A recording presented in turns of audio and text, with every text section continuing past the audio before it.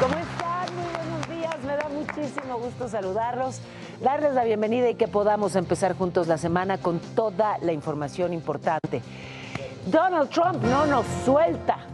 Ahora amenazó a México con un impuesto de 25% a todos los productos que entren a su país. Lo mismo le advirtió a Canadá y ya con eso sacudió al peso mexicano.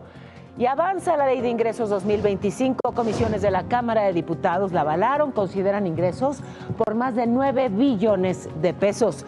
Otra agencia calificadora bajó la perspectiva crediticia de México de estable a negativa porque hay menos expectativas de crecimiento económico. Y un tribunal federal confirmó la suspensión provisional que frena la implementación de la reforma judicial. Dice que la impugnación del INE para seguir los trabajos no tiene fundamento. Presidencia y gobernadores firmaron un acuerdo para garantizar que el agua sea un derecho y no una mercancía. Buscan atender el estrés hídrico y poner orden a las concesiones.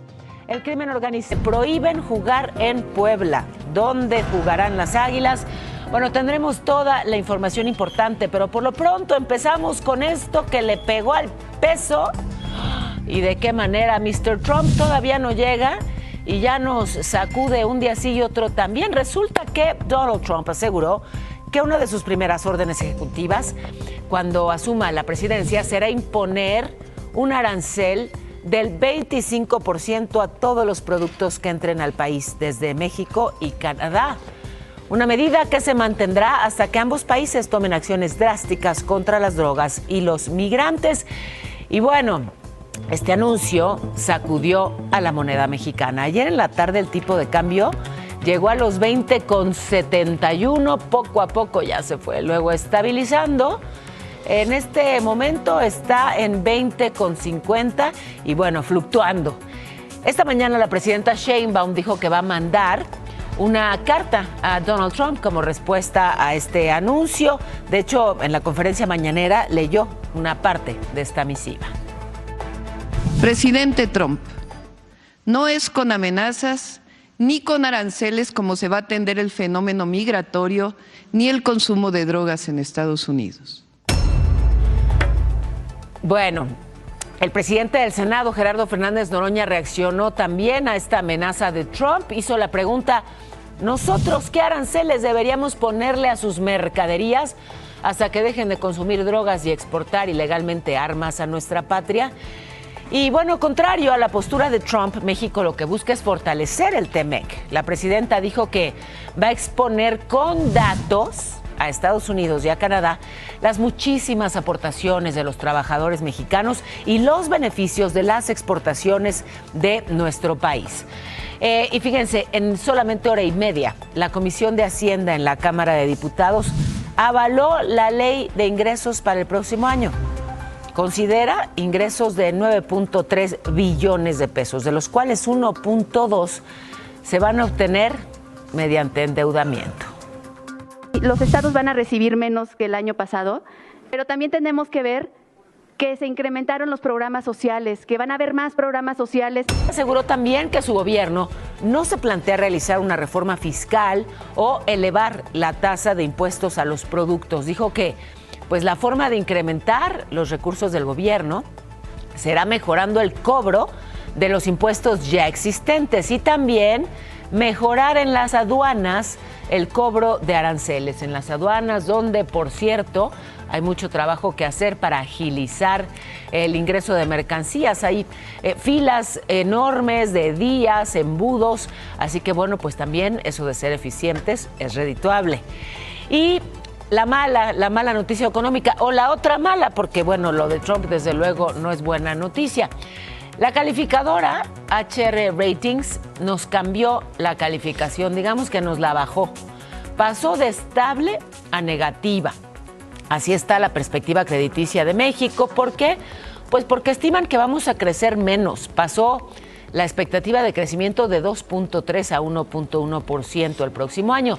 Hacienda dijo que este cambio no significa una rebaja en la calificación. Es un ajuste precautorio ante el balance de riesgos. O sea, no nos la bajaron, nos la ajustaron.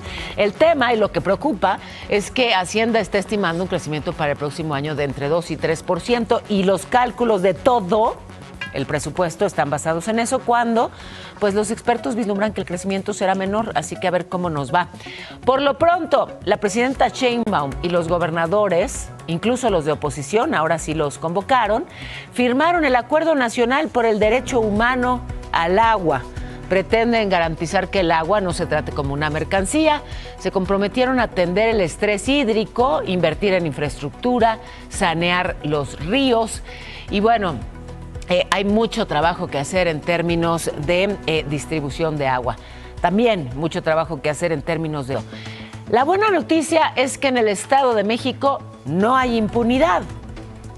Así lo aseguró el Congreso local, luego de que detuvieron a 7 funcionarios por tener presuntos nexos con el narcotráfico. El coordinador de la Junta de Coordinación Política, Francisco Vázquez, dijo que este es apenas el comienzo para tener un buen gobierno. No hay colores, hay el que esté denunciado, el que tenga una imputación y el que tenga una investigación. Nadie por arriba de la ley. Cuando nosotros denunciamos a esa presidenta, hubo quienes se escandalizaron y dijeron: metemos las manos al fuego por esta hoy presunta delincuente. Y bueno, en todo este contexto de violencia está también lo que nos rodea, todo lo que es parte de nuestra cultura. Está ahí la música, están ahí los corridos tumbados, están ahí distintas expresiones que son, pues sí, muy violentas, se llaman incluso algunos corridos bélicos, y entonces ahora el gobierno buscará pues que los corridos, por supuesto, se mantengan, son parte incluso de nuestra historia, pero con otras letras. ¿Cómo le van a hacer? Bueno, ese es el reto. Adelita se llama la joven, a quien yo quiero y no puedo olvidar. La chapiza que se encuentra al millón, siguiendo las instrucciones que dejó aquel señorón. Los corridos han cambiado radicalmente. Tras su auge en la época revolucionaria, con letras combativas y comprometidas con las causas sociales, se fueron transformando en una bitácora criminal, una vitrina del narcotráfico. Traían la llanta del carro repletas de hierba mala. De ahí hemos llegado a los corridos tumbados, canciones que enaltecen personajes y formas de vida criminales, además del consumo de drogas. No digo el nombre por si se preguntan. Uno de Cuba, aquí me voy a prender de varias la libra donde ando en la patrulla. Apología del delito o retrato de la sociedad. Propiamente dicho, los narcocorridos no son apologías del delito, pero es el contexto lo que los hace pues peligrosos en la cultura popular mexicana. El éxito de estas canciones es innegable. Hoy los corridos tumbados lideran las listas de las plataformas musicales. Porque es un producto visualmente muy atractivo, pero que incorpora pues los anhelos de muchos jóvenes que quisieran tener o poder mostrar este respeto al interior de sus comunidades. Desde el gobierno federal están preparando una contrapropuesta a este fenómeno. Uno de los planteamientos que tenemos es poder hacer un concurso de bandas, de corridos, que tengan otro contenido en las letras. Informó Diego Guerrero. Y es que sí, la música creada por mexicanos está llegando a los primeros lugares globales. Hay, pues sí, representantes justamente de nuestra música regional, pero con estos otros matices de corridos tumbados que se escuchan con fuerza en donde ni español hablan. Y ahí están triunfando en Corea y en Filipinas. El tema es que sí, están pues todas estas letras que son profundamente violentas, y no solo las letras, sino los videos donde se ven pues las armas y digamos todo este mundo profundamente violento y vinculado a la criminalidad. Y bueno, pues buscarán hacer este esfuerzo por sostener, sí, a los corridos, pero desvincularlos del mundo de los criminales. Y un tribunal federal allá en Jalisco confirmó la suspensión provisional que frena, ojo, la aplicación de todos los apartados de la reforma judicial determinó que no tiene fundamento la impugnación que presentó el INE contra el fallo de una jueza que le ordenó detener la implementación de la reforma y los preparativos de la elección judicial. La próxima semana, la Comisión Jurisdiccional de la Cámara de Diputados ya va a darle trámite a los juicios políticos promovidos en contra de jueces y ministros que concedieron suspensiones contra esta reforma. Van a revisar el juicio político contra Alejandro Moreno, presidente del PRI, y bueno, el gobierno federal aseguró que no habrá prórroga para esta elección de jueces, magistrados y ministros, que va porque va el 1 de junio del próximo año de todo el país. La cifra de aspirantes para participar en la elección judicial, esa sí no fue la esperada en el Comité de Evaluación del Poder Judicial. Terminó el plazo, se recibieron 3,805 registros para interesados a cargos de juez, magistrado o ministro. La meta era de más de 5,400 postulaciones. En fin, que ahí no llegaron, pero en los otros casos sí. Déjenme saludar, Iramos.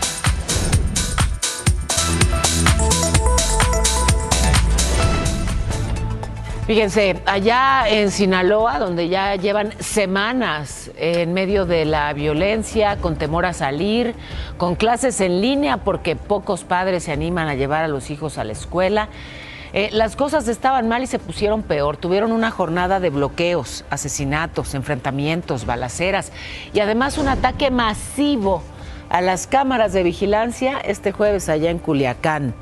La Secretaría de Seguridad Pública del Estado informó que en la madrugada 65 cámaras fueron dañadas por disparos de armas de fuego. Y bueno, hay que repararlas. ¿Cuánto tiempo le va a tomar al gobierno reponer estas cámaras de seguridad? Se lo preguntaron al secretario de Seguridad de Sinaloa y esto respondió. Pero también quiero informarles, quiero decirles que no es un trabajo fácil, no es un trabajo de hoy para mañana, para pasado, de una semana. Esto ya en tiempo promedio nos va a tomar 1 mes a 45 días. Después de estos hechos en Culiacán, algunas escuelas y de hecho la Universidad Autónoma del Estado anunciaron que por seguridad de los alumnos, las clases serán virtuales y se van a reincorporar a la modalidad presencial hasta nuevo aviso. Y en los hechos así es desde hace, insisto, ya varias semanas. Hay muchos alumnos en Sinaloa tomando clases virtuales. No se animan a ir a la escuela, sus padres no se atreven a llevarlos por el riesgo que corren. Lo llaman la narcopandemia, ¿no? Cuando el COVID nos encerró, las clases eran en línea, pues el narco tiene encerrado a los sinaloenses y ahora toman clases en línea. Y anoche una balacera. Y el gobernador de Sinaloa, Rubén Rocha, dijo que sí hubo encuentros entre grupos criminales y autoridades, así lo reconoció, encuentros. Esto antes de que se desatara la violencia en el Estado. Después de todo lo que ya se ha hecho público, después de todo lo que ya sabemos, esto es lo que el gobernador admitió. Ha habido encuentros entre los grupos criminales directamente con la autoridad. Eso se han reducido un poco, pero están. El Mayo Zambada, hoy en manos de autoridades estadounidenses, habló, sí, muy al inicio de toda esta violencia, de esos encuentros. Y bueno, pues claro, la declaración generó muchísima polémica y entonces Ricardo Monreal salió en defensa del mandatario estatal. El gobernador Rocha es bastante razonable. Yo no entiendo, a lo mejor siempre uno a veces tiene lapsus, pero no, él es muy inteligente. Bueno, ¿y qué hacer ante esta violencia? Mandar a más fuerzas federales. Un contingente de 100 elementos de fuerzas especiales del Ejército salió ayer hacia Culiacán para incorporarse a las tareas de seguridad. Se suman a estos intentos de recuperación de la paz que se realizan desde septiembre, junto con más elementos del Ejército mexicano. Y justamente elementos de la Guardia Nacional y del Ejército, coordinados con autoridades municipales de León, Guanajuato, empezaron a retirar las cámaras de videovigilancia. ¿Por qué? Bueno, las de León estaban siendo operadas por delincuentes. Cuando se detecta algo sin permiso es nuestra obligación. Entonces ya han retirado. O sea, es que eso se hace de manera permanente. ¿Y se devuelven a los ciudadanos o no? A ver, si las tenemos en un poste de luz, si las tenemos en infraestructura, ni siquiera sabemos de quiénes son. Que un alcalde en México reciba amenazas de los criminales no es novedad. Que busquen imponerle a personas en distintos cargos tampoco es novedad. Pero que lo diga abiertamente sí que es poco habitual. Así que yo agradezco muchísimo que esté hoy con nosotros para hablarnos justamente sobre esta crisis en su municipio. Juan Ramírez, el alcalde de Celaya. Gracias, presidente municipal, por esta comunicación. ¿Cómo está? Muy buenos días. Muy buenos días, Paola. Muy bien. Pues esperando las 9 para ir a la reunión de seguridad que todos los días tenemos. ¿Cómo se dan estas reuniones, pero sobre todo, cómo llevar a cabo su labor como alcalde cuando reciben no solamente amenazas del crimen organizado, sino ataques, como ya ha ocurrido con algunos integrantes de su gabinete? Por lo pronto, yo he dicho que en Celaya desde hace trienios vivimos con miedo, pero aún así la gente sale a comprar las tortillas al mandado, los hombres salen y las mujeres salen a trabajar, los jóvenes salen a estudiar, y así nosotros tenemos que trabajar, tenemos que seguir adelante. A ver, sí, me llama la atención esto que dice, porque efectivamente, en términos económicos, Celaya y en general el estado de Guanajuato tiene un importante crecimiento. Digamos, el desarrollo no se detiene a pesar de las amenazas de la violencia. Sin embargo, déjeme insistir mucho en la pregunta. Usted ha recibido amenazas. Díganos, ¿qué tipo de amenazas y por qué vía? O sea, ¿lo llaman, le escriben? ¿Cómo son estas amenazas? Han sido por WhatsApp, por videos, y algunas personas cercanas, entre comillas, me pidieron que platicara con ellos o me mandaron a decir cosas. Así ha sido, pero nosotros hemos trabajado desde un principio. Si ustedes ven, nosotros hemos bajado los índices delictivos muchísimo. En este mes, que se cuenta como un mes ya de nosotros, noviembre, porque nosotros entramos el 10 de octubre, entonces en octubre salimos mal evaluados, pero en noviembre ahí van a ver todo mundo cómo hemos bajado las incidencias. Bueno, ¿y cómo le hace para bajar las incidencias en este contexto? ¿Y cómo protege a los integrantes de su gabinete, que no solo han sido amenazados, sino atacados? ¿Cómo se protege usted mismo? Fíjese que desde cuando yo fui electo, fui a ver a Rosa Isela varias veces y a su equipo, y cada vez que me hacían amenazas o pasaba algo, yo le comentaba a ellas, le comentaba también a Sedena, y así se fue perfilando un trabajo que trajo como consecuencia que Sedena nos prestara 500 elementos para la presidencia municipal, que son los que tenemos, y eso nos permitió despedir a 340, 360 policías que venían de las organizaciones federales y a los que se les pagaba un doble sueldo, y fueron disminuyendo los policías locales. Entonces eso nos permitió desde un inicio trabajar conjuntamente con el gobierno federal, estatal, y tener una mejor nosotros. Coordinación. Preguntarle, alcalde, ¿qué cargos le pidieron a través de estos distintos mensajes y de estas amenazas? ¿Qué cargos querían los criminales? Entre los que me acuerdo, tesorería, desarrollo, obras públicas, Jumapa, el agua, etcétera. Los que tienen presupuesto, claro, más presupuesto. Sí. Sí, esos. ¿Se siente usted? Y obviamente dígame. Nosotros nunca aceptamos, nunca hemos aceptado, nunca. La gente que me decía, por ejemplo, decía, pues dígale usted, y era cierto, pues que ya me avisó y váyase, ¿verdad? Y ya no comente conmigo. Y ahí inmediatamente yo hablaba con los contactos que me dieron de Seguridad Nacional y con Sedena. ¿Se siente usted tranquilo con esa coordinación y con ese respaldo del gobierno federal? Y del gobierno estatal. Estamos trabajando los 3 niveles. Nos sentimos bien, hemos trabajado conjuntamente, todos los días nos reunimos para acciones concretas y vamos muy bien. Bueno, pues que siga bien Celaya, Guanajuato y el país en su conjunto. Gracias por lo pronto por esta claridad y estos minutos. Es el alcalde de Celaya, Juan Ramírez, que esté muy bien, muy buenos días. Y yo te invito, Irán, de este lado, porque ya me pasé un poquito de la media y tenemos información importante. Nos arrancamos con la información porque el Congreso del Estado de México despenalizó el aborto hasta las 12 semanas de gestación. Con esto se convierte en la entidad número 18 en hacerlo en el país. Y en Tangamandapio, Michoacán, atacaron a balazos la jefatura de tenencia de la cantera. Es una agresión que dejó a un niño lesionado. En más, estudiantes de la Normal de Ayotzinapa tomaron 3 camiones de la terminal de Chilpancingo, esto para poder trasladarse a la Ciudad de México y asistir a la marcha por el recorte presupuestal a las normales rurales. Y fue vinculado a proceso el exalcalde de Tlaxcuapan, Hidalgo, Miguel Ángel N., acusado de desviar 2.7 millones de pesos. El exfuncionario seguirá en prisión preventiva.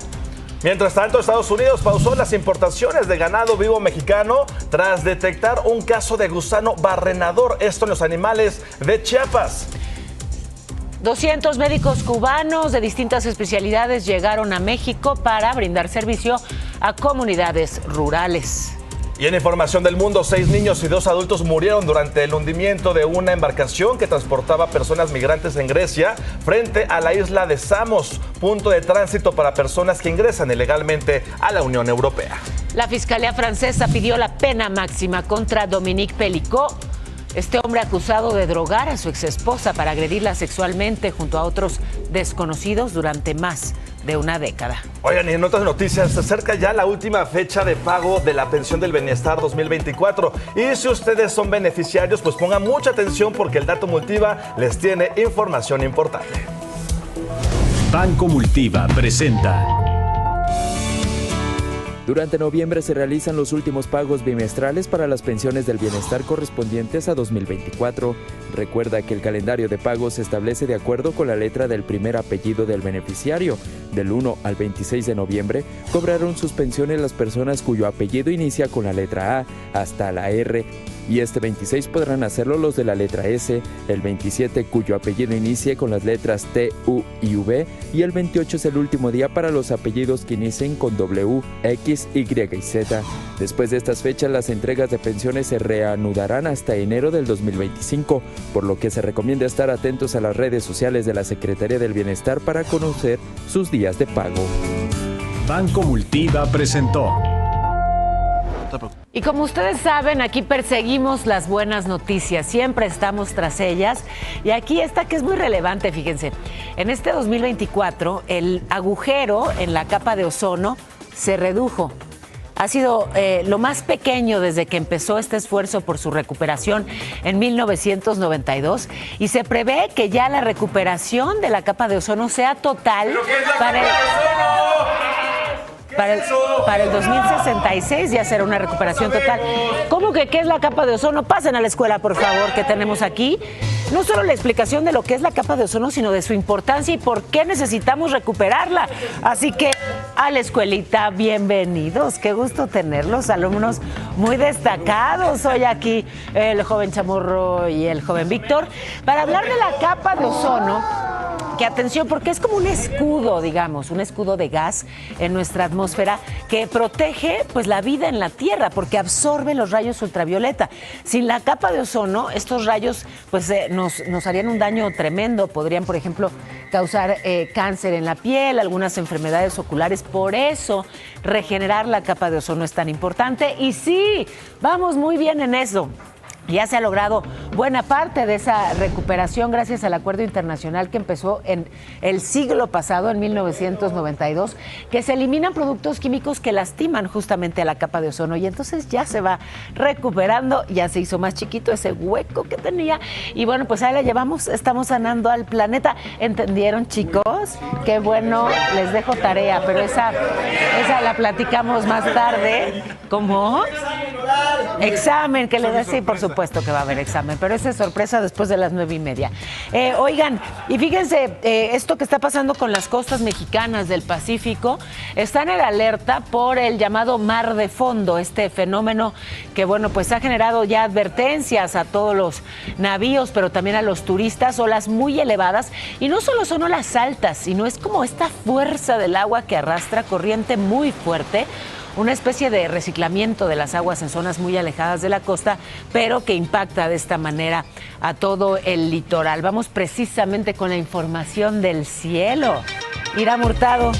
Vamos a ver cómo nos van a pintar los termómetros, porque esto no se los tengo que contar porque seguramente lo sintieron hoy. Ambiente frío a muy frío durante la mañana y noche con posibles heladas al amanecer. Todo esto en Guanajuato, en Querétaro e Hidalgo. También habrá lluvias en la península de Yucatán, así que no saquen el paraguas, más bien saquen el paraguas. Y por su parte, el Frente Frío número 11 va a provocar rachas fuertes de viento sobre Coahuila, Nuevo León y Tamaulipas.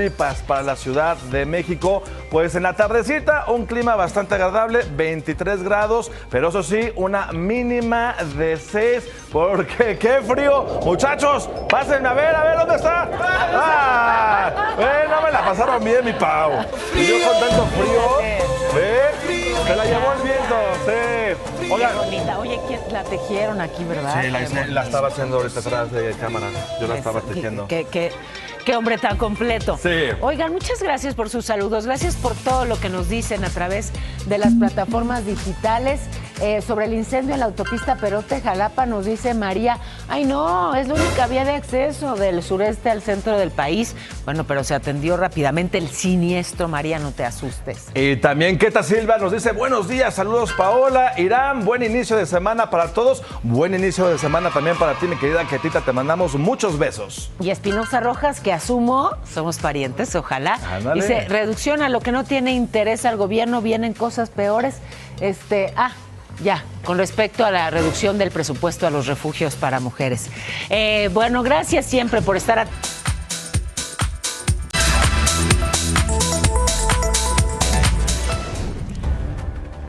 La desesperación de una madre buscadora puede ser de verdad algo muy desolador. Mujeres que después de perder a sus hijos van por ahí haciendo todos los esfuerzos posibles para acceder a la justicia, para conocer su paradero.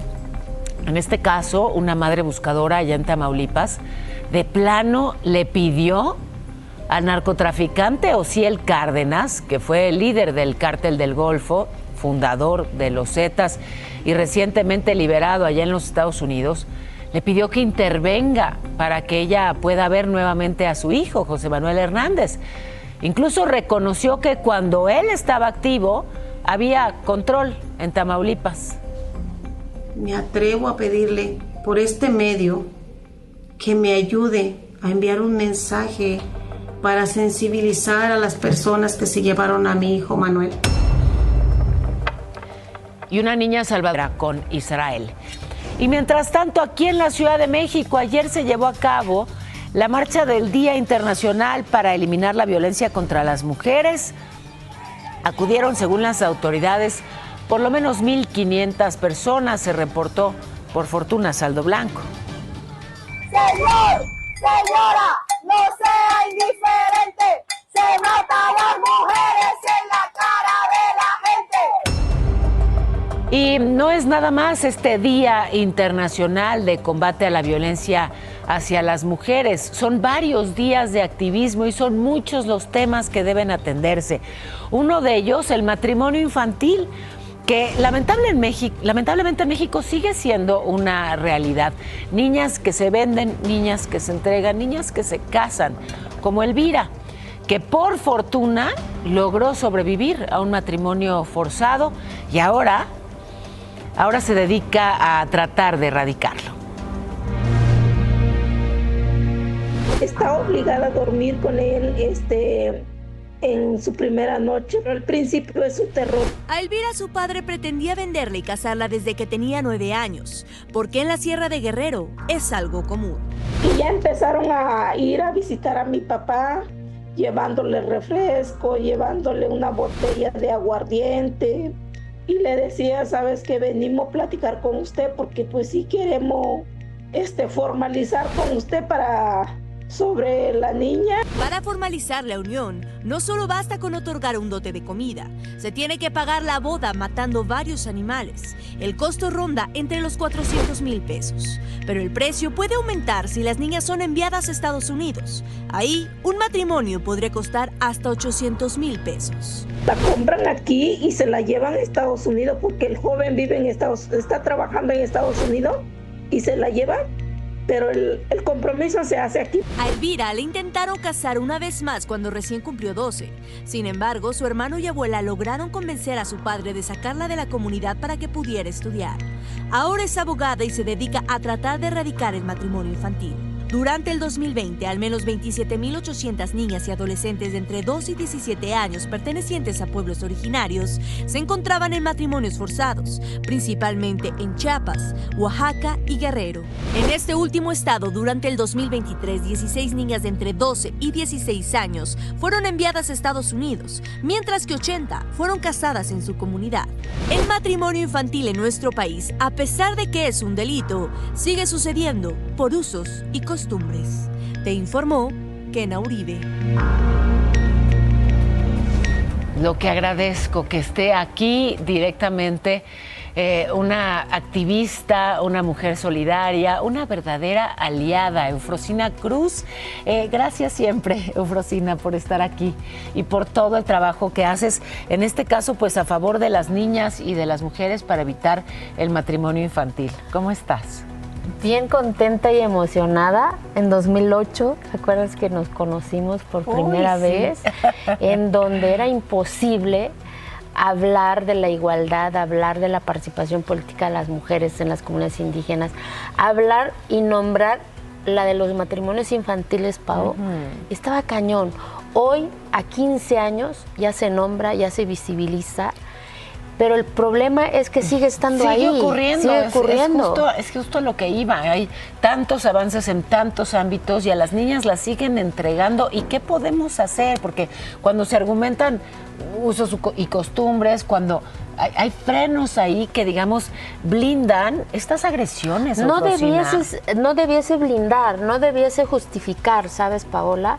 Porque ninguna violencia se tiene que justificar en la costumbre y por eso me da mucho gusto hoy que ya se nombre, ya se logró en el Código Penal Federal que se tipifique como delito, porque muchos dicen ya está prohibido, pero si no está sancionado esa acción, de nada sirve que está prohibido en los códigos penales, ¿sabes? Lo que hoy estoy pidiendo es que los estados homologuen sus códigos penales para que sea un delito, porque es un delito, es un abuso sexual al cuerpo de una niña en el nombre de la costumbre, y eso no es costumbre, eso se llama violencia, señores. Es un atropello, pero que además ocurre con, digamos, es más habitual de lo que pensaríamos. Las cifras que me compartías me tienen pues muy preocupada. Los matrimonios infantiles solamente nos gana África, ya somos el segundo continente con mayor matrimonio infantil, consensuado o no consensuado, ¿no? Por eso es tan importante, vuelvo y repito,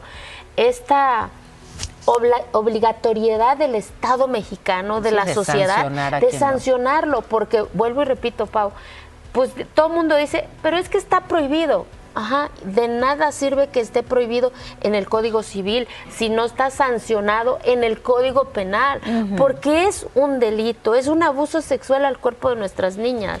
Tú tú creciste en una comunidad indígena y la transformaste de alguna manera muy hermosa, diría, te rebelaste, sí, porque no dejaban que las mujeres se expresaran, que se escuchara su voz en las asambleas, pero tú sí hablaste, incluso te fuiste de ahí para regresar más preparada y encontraste la vía para reconciliarte con toda esa comunidad, con los hombres y las mujeres de tu comunidad.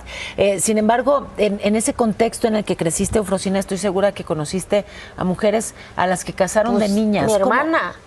Cuéntame. Mi hermana la casó mi papá a los 12 años, a los 13 años ya era mamá, a los 31 años ya era mamá de 9 hijos. Y muchas de estas mujeres, Pau, porque no solamente es el abuso sexual a su cuerpo sin tener la conciencia, es que muchas de las abuelas conocieron su menstruación después de haber parido los 8, los 9 hijos, porque es la cuarentena, y justificado en la sociedad en el uso y costumbre, ¿sabes? No solamente le roban su proceso de crecimiento como una niña normal, se convierte en mujer sin tener la conciencia ni la capacidad. ¿Tú te acuerdas de tu hermanita cuando tenía 12? Esa es la mujer que más admiro hoy por hoy. ¿Sabes por qué? Sí, perdón. Porque cuando yo le pregunté, Pau, por eso es mi fuerza, es la que me da fuerza, es la que me motiva todos los días. Cuando me dijo que aprendió a ser mujer después de haber parido 3 hijos y que conoció su menstruación después de haber parido 9 hijos, o la abuela que me dijo que no conoció el amor, que a lo mejor el amor es lo que hoy vive porque su compañero, que se convirtió en su esposo ya de grande, ya falleció, ¿sabes? Y esas son las respuestas que nos debe de hacer reflexión, que ninguna niña hoy que tenga 8 o 12 años, en 30 años nos dé esa respuesta. Claro. Que aprendió a ser mujer después de haber parido 3 hijos. ¿Qué sociedad somos si lo seguimos justificando, si lo seguimos normalizando? O que digamos, es que son casos aislados, ¿sabes? No son aislados, son niñas. mucho más habituales de lo que pensamos, particularmente en las comunidades indígenas, y toca trabajar en ello. Gracias por ponerle tanto amor a esta labor, y déjame ser una aliada en este combate. Toca erradicarlo y toca así promover que se sancione penalmente. Sí, ayúdenos los congresos locales, los gobernadores, las gobernadoras, que hoy presumimos que hay un chingo de gobernadoras, pues es momento de abrazar a las niñas de nuestro país a final del día. Si nos gobiernan mujeres, lo menos que esperamos es que lo hagan con perspectiva de género. No podemos permitir que sigan casando a niñas de 12, pariendo a los 13, y que sea normal y sea permitido. Muchísimas gracias, muchas gracias. Te quiero mucho. Yo también. Gracias de verdad. Lo que me inspira hablar con esta mujer. Gracias. Y bueno, pues tenemos un resumen informativo, así que vengo de este lado con permiso, preciosa. Y tenemos, información importante. ¿Qué dijo Trump y qué pasó, Irán? Pues Donald Trump promete imponer un impuesto de 25% a productos mexicanos y canadienses que entren a Estados Unidos. La presidenta Claudia Sheinbaum enviará una carta como respuesta. No es con amenazas ni con aranceles como se va a atender el fenómeno migratorio ni el consumo de drogas en Estados Unidos. Ya avanza la Ley de Ingresos 2025. Comisiones en la Cámara de Diputados ya la avalaron. Prevén ingresos por más de 9 billones de pesos. Además, la calificadora HR Ratings bajó la perspectiva crediticia de México de estable a negativa debido a menores expectativas de crecimiento económico.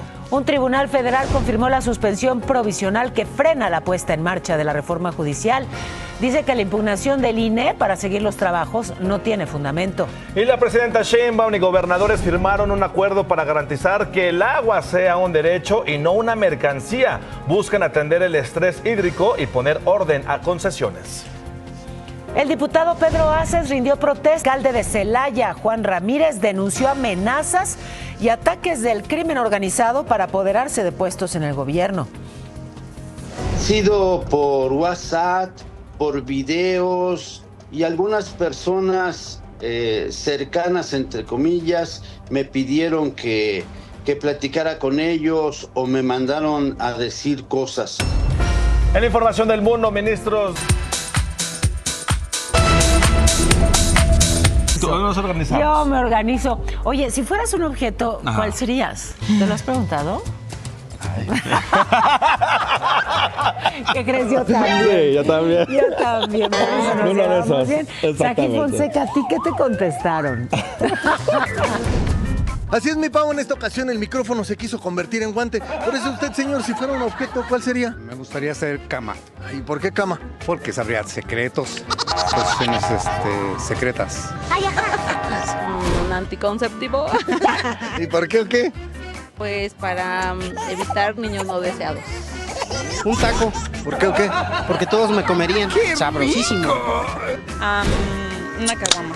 Ay, qué rico. ¿Por qué? Para que me anden besando todo el día.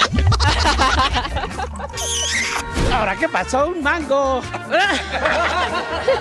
Ya eres un mangazo. Soy un mangazo, claro que sí. Te quiero, Pau. Es un mandil. ¿Por qué o qué?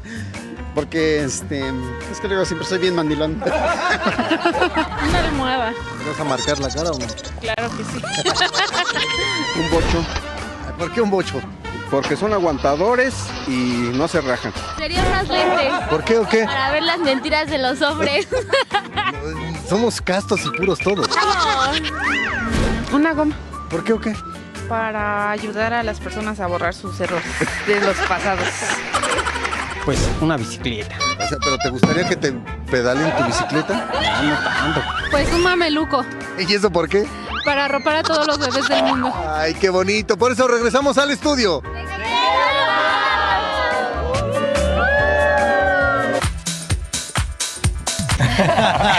Llegamos al final. Les agradecemos muchísimo que nos hayan acompañado, equipo. Eso Muchas es. gracias. Gracias a cada uno.